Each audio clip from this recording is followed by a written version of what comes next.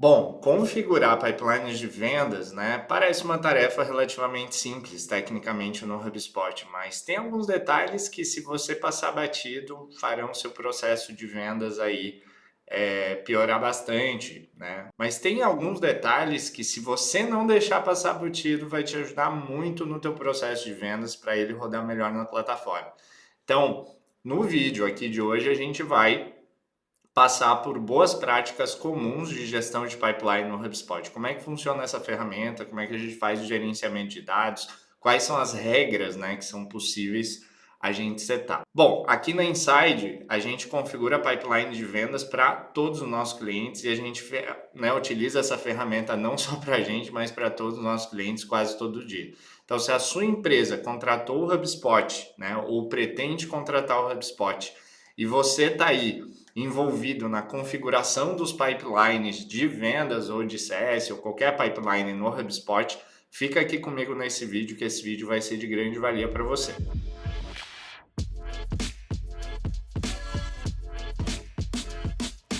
Seja muito bem-vindo ao canal da Inside. Me chamo Rafa, eu sou sócio e head de vendas aqui na Inside e hoje a gente vai falar sobre uma das funcionalidades mais básicas e mais fundamentais e importantes do Sales Hub, que é o produto de vendas de CRM da HubSpot, tá? Então, se você tem o Sales Hub ou pretende ter o Sales Hub da Hub e você está nessa configuração de pipelines, esse vídeo aqui vai ser extremamente importante. Dá aquela força, curte esse vídeo, segue a gente, compartilha para quem faz sentido, que o nosso canal está ganhando cada vez mais força aí no mercado. E é um canal que a gente compartilha vivência prática de HubSpot e de consultoria de vendas aqui, que a gente vivencia com centenas de clientes e de empresas, tá? Bom, qual que é o grande problema? A gente contrata o HubSpot e a gente quer começar a usar ele rápido e direto. Então, como é que eu faço isso? Como é que eu faço com que o meu pipeline, meu funil, meu processo de vendas funcione? Bom, a gente tem que começar, né, pelo funil ou pelos pipelines principais de processo, que é onde a equipe vai trabalhar todo santo dia. Então, essa é uma das ferramentas mais importantes. Usar os pipelines, né, de vendas, de CS, faz com que as pessoas comecem a conduzir de fato o processo como ele deve acontecer no CRM. Então, isso é extremamente importante. Bom, agora eu vou compartilhar minha tela, né, e a gente vai navegar um pouquinho aqui no HubSpot. Bom, isso daqui é um pipeline configurado no HubSpot. Esse é o meu pipeline que eu uso todo santo dia, tá? Mas como que a gente configura? Aqui na aba configurações, tá? Quando você clica nesse botãozinho de engrenagem, você tem uma série de configurações. Então, a primeira coisa que você tem que entender é que você tem que ir no gerenciamento de dados e escolher o objeto que você quer configurar o pipeline. O objeto que é mais comum a gente ter funis e pipelines de processos no HubSpot de vendas, né, para o Sales Hub é o negócio, o objeto negócio, que seriam as oportunidades que o teu time de vendas vai negociar. Então eu vou dar o exemplo desse objeto, mas vale reforçar que a gente pode configurar um pipeline para qualquer objeto, tá, de dado aqui dentro da HubSpot. Inclusive, tem um vídeo muito interessante sobre objetos, propriedades e gestão de dados, tá? No nosso canal aqui na Inside, da nossa série de fundações, que eu recomendo fortemente que você assista, se você quer entender melhor como fazer gerenciamento de dados pela sua HubSpot. Bom, em negócios, você tem algumas opções. Você tem configurações relacionadas ao negócio, que são padrões, você tem associações desse negócio e você tem os pipelines desse negócio, tá? Então, aqui é um exemplo da configuração do meu pipeline de venda de consultoria, onde eu tenho o nome das etapas e das fases, onde você vai é, planejar e pensar muito bem, né, com base numa boa metodologia de definição de pipeline profissional, que temos aqui vídeos no canal também explicando. E aqui você, além do nome da fase, já pode sugerir probabilidades, tá? Com base no teu histórico do que realmente acontece aí em termos de conversão de venda por etapa. Bom, o mais importante quando a gente fala de pipeline são duas grandes coisas, tá? É a gente definir quais são as propriedades, ou seja, os campos de dados obrigatórios das etapas, que a gente vai falar disso, né, nas propriedades de fase condicional, então onde a gente edita aqui essas obrigatoriedades, e as regras do pipeline, né? Então tem regras, eu diria, que são obrigatórias e regras que, né, dependem um pouco da consideração. Então, eu vou começar pelas regras, depois eu vou falar um pouquinho sobre gestão de obrigatoriedade de propriedades, tá? Bom, falando de regras, eu diria que restringir negócios de se moverem regressivamente é uma regra que é meio que obrigatória, né? Isso é uma coisa que a gente orienta para todas as empresas. A lógica de um funil e de um pipeline é que realmente ele não tem a volta, né? Você só tem um negócio avançando. Porque a partir do momento que você volta um negócio numa etapa, você quebra uma lógica de gerenciamento de dados ali que vai ser muito difícil reverter. Então a gente recomenda, né? Em boa parte dos pipelines aí é muito comum a recomendação dessa restrição de negócios se moverem regressivamente. Isso já resolve bastante problema de gestão de dados das empresas, tá? Outra coisa que pode fazer sentido ou não é a restrição de você pular etapas. Geralmente isso para um processo de vendas não faz muito sentido, tá? Porque é normal que um processo de vendas ele seja atrelado por gatilhos de passagem que são conectados com as interações de vendas.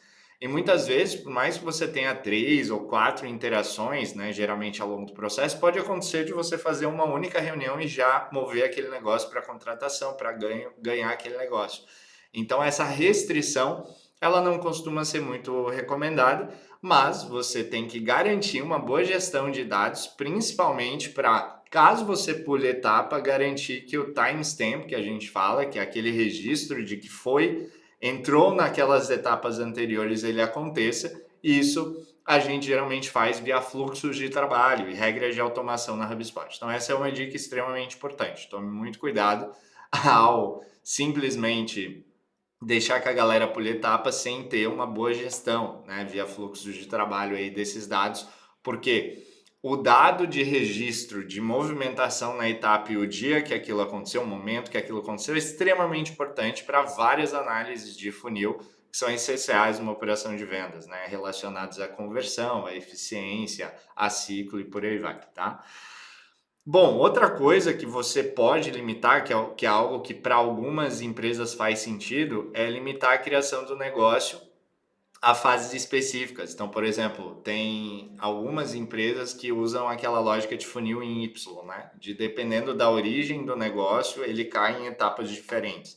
Então, isso pode ser interessante para você também, tá? Pode ser uma boa dinâmica aqui, caso você tenha esse tipo de dinâmica na sua empresa e no seu processo. O controle do acesso de edição do negócio também pode ser uma configuração interessante até para empresas maiores ou que querem limitar o uso para funções diferentes ou, enfim, parceiros também, e adicionar o processo de aprovação para negócios também é uma configuração que pode fazer sentido para empresas maiores, tá? Com poder de alçada, né, e por aí vai. Então, tem regras bem legais que a gente já pode setar aqui nativamente do HubSpot, tá? E tem fluxos de automação que a gente pode criar também. Então, quando eu falei que você pode criar fluxo de trabalhos, né?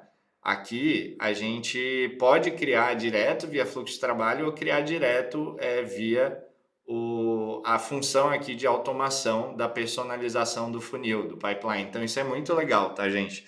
Que aqui ele te permite criar fluxos, né? Eu não vou criar um fluxo aqui, mas você cria direto fluxo por aqui para já configurar e visivelmente ficar, enfim, configurado um fluxo, tá? Então eu não vou mexer no meu pipeline aqui, mas tem umas possibilidades legais, tá? De vocês configurarem fluxos. Esses fluxos, eles são muito importantes para a questão, só reforçando o que eu falei de pular a etapa, tá? Isso daqui é bem importante. Também tem uma forma de você trabalhar com tags, tá? Gerenciar as tags do negócio. Isso daqui é uma ferramenta que a gente ainda não usa aqui na nossa operação, mas que pode fazer muito sentido você adicionar tags pré-definidas já, ou você criar do zero essa lógica para entender mapa, calor, né? Isso daqui te ajuda com um forecast mais qualitativo. E agora sim, vamos entrar no que eu considero extremamente importante, tá? Que são as propriedades obrigatórias. Isso daqui, gente, é uma das coisas mais importantes. você é uma startup, uma PME que está usando o HubSpot, isso aqui é fundamental, tá? Que é basicamente você definir quais são as propriedades que vão aparecer para o operador, a operadora, a pessoa que está, né, seja um sales rep, seja um SDR, seja um CS, a pessoa que está operando o CRM, quais são as propriedades que vão aparecer quando a gente fazer uma movimentação de etapa. Então aqui, deixa eu dar um exemplo, quando eu mover um negócio para a próxima etapa, aparecem algumas propriedades no meu pipeline. E estão vendo que algumas delas são obrigatórias com asteriscozinho, né? E outras não. Então, eu posso setar isso do jeito que eu quiser usando esse recurso de regras de obrigatoriedades. Agora, qual que é a grande sacada aqui, gente? A dica de ouro para você não fazer umas burradinhas que são comuns, que é a regra de cascata, tá? Vamos lá, qual que é a lógica? Muita gente erra nisso daqui porque coloca, beleza, para essa etapa de VQ é importante eu preencher propriedade 1, 2 e 3 e é obrigatório essas três propriedades. Legal. Só que para funcionar o processo, você tem que garantir que seja da etapa em diante, porque como é uma lógica de funil, então você tem que tornar obrigatório aquilo em todas as etapas, a partir daquela etapa até o final do funil, até o ganho ou perdido. Então é bem importante você configurar as propriedades obrigatórias em cascata, ou seja, então todas as propriedades obrigatórias de prospecção, leads aceitos, que é a minha segunda etapa em diante, eu preciso colocar elas aqui e replicar elas até negócio ganho, porque senão eu não vou conseguir garantir que a pessoa de fato preencha, porque a pessoa pode simplesmente pegar o lead de pesquisa e avançar para prospecção e agendamento, pular essa etapa, por exemplo, no meu pipeline, que geralmente é assim que acontece, mas se ela pular, as propriedades não vão aparecer, eu vou ter um problema de dados. Então, fica a dica aí da cascatinha, tá? A gente chama de cascates daqui na Insight, que é essa lógica de você colocar as propriedades em cada etapa, de acordo com a etapa obrigatória em diante, tá? Então, isso daqui é uma dica bem importante. Bom, tem um detalhe final aqui em automações que é bastante interessante, tá? Que é a parte do fechamento, né? Sempre quando a gente tem, por exemplo, um negócio que cai no negócio ganho, você criar um fluxo de trabalho que atualize, por exemplo, a data do fechamento para a data atual, também pode ser interessante, tá? Então, tem algumas regras, né, que, como eu falei, de timestamp, que a gente fala, que são extremamente importantes, e se você for focar em garantir uma data correta e coerente, foquem sempre em duas grandes etapas. Na etapa de ganho, tá? Que é extremamente importante, e na etapa de perdido, né? Para você entender quando ganhou e quando perdeu. E na etapa que vira um SQL no seu ciclo de vida. Para quem não sabe o que é ciclo de vida e como isso se conecta com o pipeline, busca o nosso vídeo aqui no canal sobre esse tema, tá bom? Agora, a investigação é uma etapa no meu pipeline, por exemplo, que o lead vira um SQL. Então, é extremamente importante você fazer uma boa gestão, né, de timestamp nessa etapa aqui também. Então, são as duas etapas mais importantes, digamos assim, no meu funil, que é onde eu tenho maior controle em cima delas. Então, essa é uma dica final para vocês considerarem, tá? Bom, então dito isso, gente, em automações, geralmente a gente, para fechar esse tema, a gente tem três tipos de automações que o nosso time de consultoria fala que é super comum, tá? A criar a tarefa no momento que o negócio alcança determinada fase do pipeline, então eu posso não só fazer cadências de tarefas pré-definidas, mas criar tarefas específicas no momento que atinge uma etapa, enviar notificações internas, né, por e-mail, pelo Slack, pelo Teams, por sininhos aí da HubSpot que vão avisar, né, coisas específicas. Então aqui no nosso Slack a gente tem uma série de, por exemplo, de notificações, né? Então deixa eu até mostrar para vocês aqui na tela rapidamente. Deixa eu ver se eu... aqui, ó. Então aqui é o meu Slack, agora aberto para vocês, e percebam que eu tenho algumas notificações, né, que o HubSpot fica me avisando quando a gente tem um novo SQL convertido, né, quando a gente tem, por exemplo, comentários nos deals, ou quando a gente tem uma tarefa nova, né, ou uma menção.